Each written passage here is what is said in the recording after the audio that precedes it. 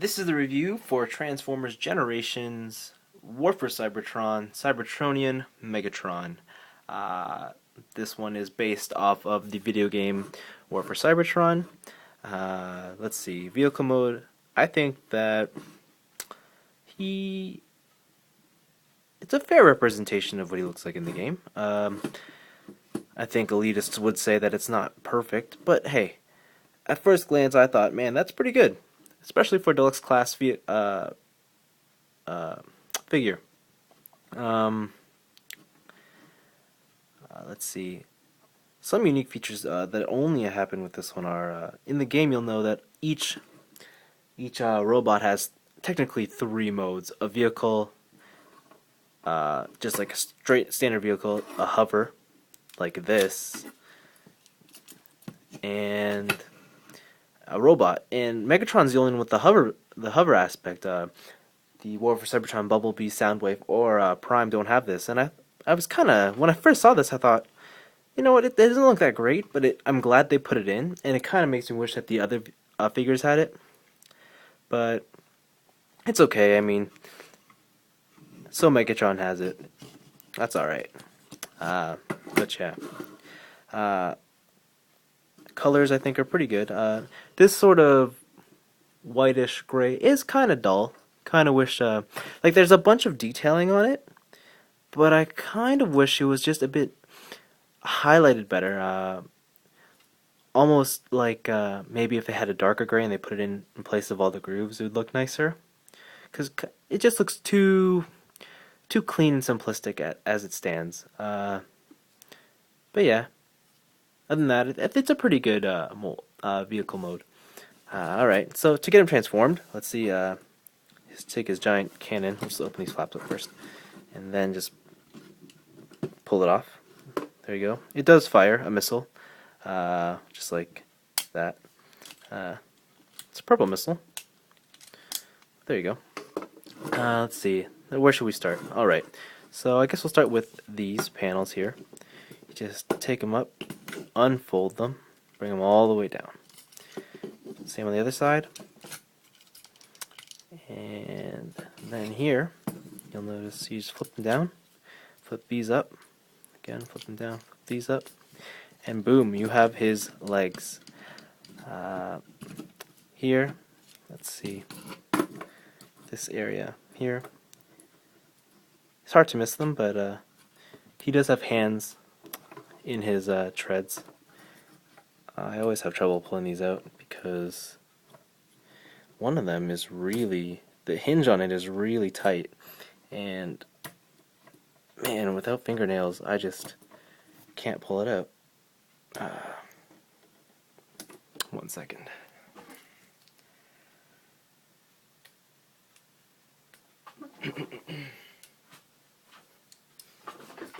There we go. Alright, so now with them out, you just push them together and lock them in place, and then push it forward and whoa. Huh, interesting. Mine doesn't want to bend back down.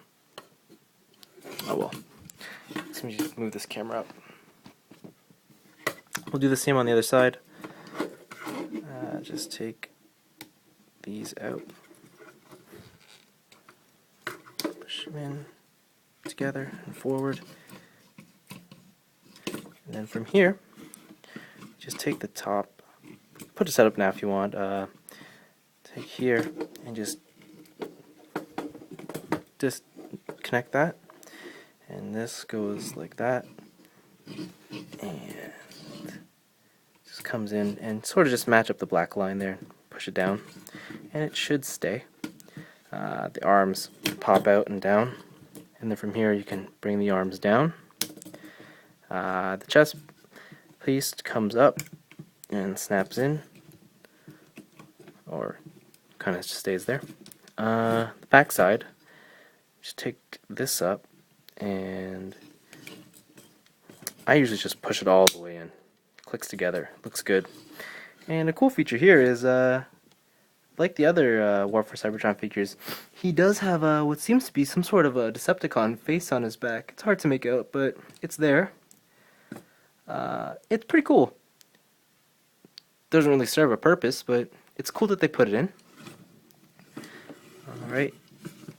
And last thing you want to do for Megatron is add his cannon, because, of course, Megatron has a giant cannon. That is super powerful. Oh, I always have trouble adding this in. There we go. And there you have War for Cybertron Megatron. Let's just see here.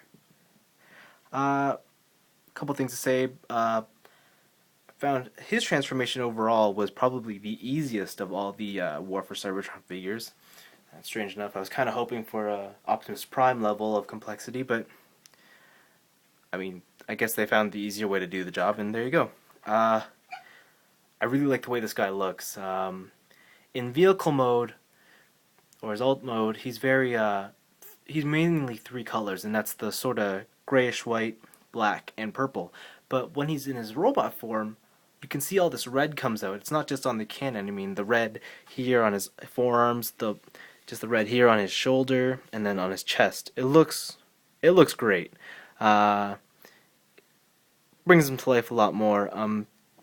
Other things, I mean, little details like, for example, here in his chest, he has these purple transparent bits that can sort of see into his chest, and that looks awesome. I don't know if those are screws or just purple circles, but whatever they are, they look cool.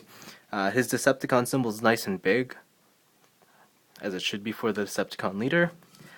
This head sculpt, it looks like a cross between the movie Megatron and the G1 Megatron. Don't really care, because it looks really cool. So yeah, there you go. Again, on his legs, more of that sort of transparent purple. Here it's not as noticeable, but still great nonetheless on both sides. Yep.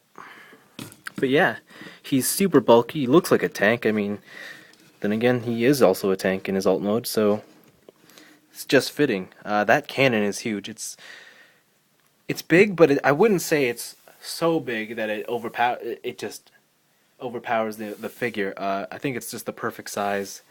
That missile should go in. Just do a turnaround of him. From the back, he's kind of plain, and he does have these gaps in his legs that you can just stick your finger in. But, I mean, it's the back of it. Doesn't really matter. Let's see. In terms of articulation, he probably has the least.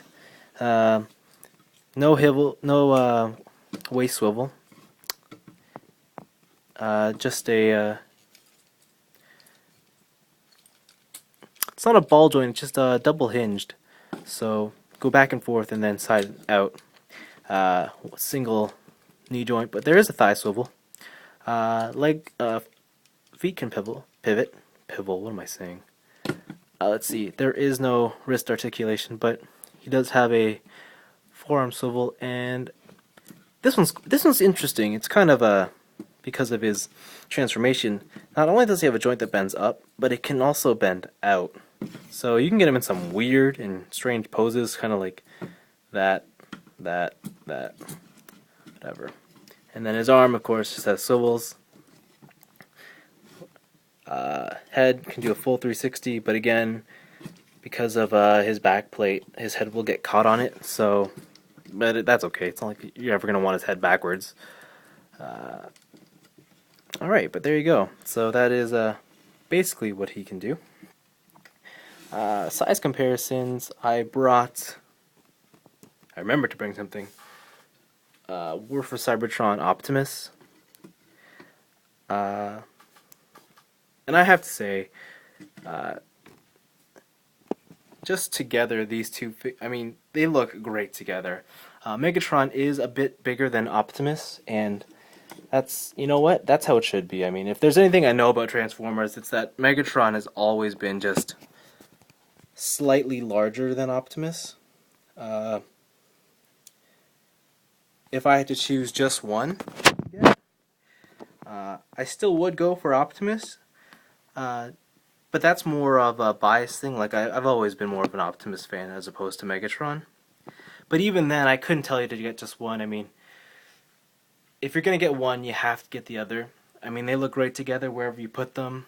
Even if you don't collect Transformers that much and you just wanted the Megatron, pick up the Optimus anyway. I mean, they look awesome together. You won't be disappointed. But yeah, let's just take them out.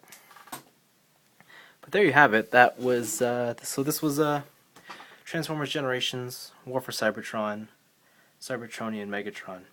Thanks for watching.